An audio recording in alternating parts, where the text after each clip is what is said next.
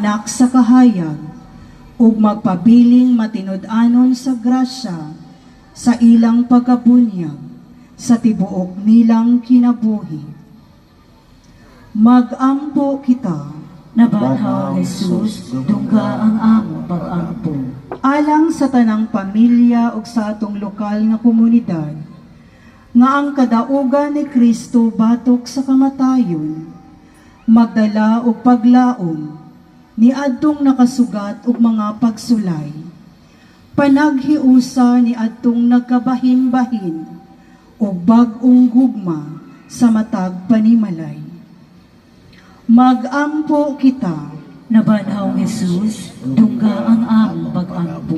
alang sa mga masakiton, sa mga nag-antos, o sa mga nag-inusara, nga bation unta nila ang presensya sa nabanhaw nga Kristo, kinsa nag-ayo sa tanang samad, o nagpahid sa tanang luha.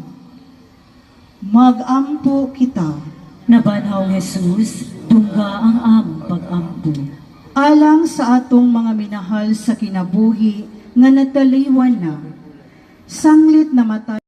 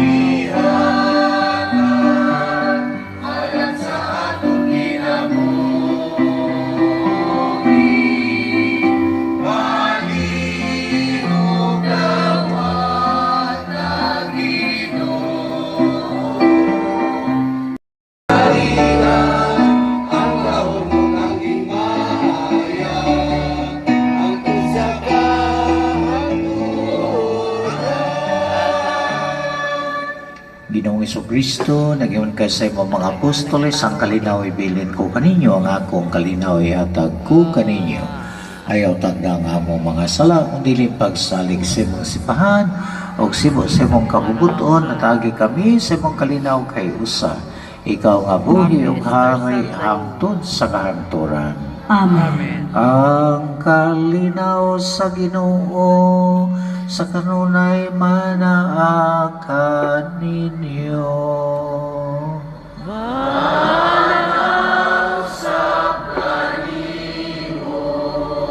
Ipakita ta ang paginig-sunay.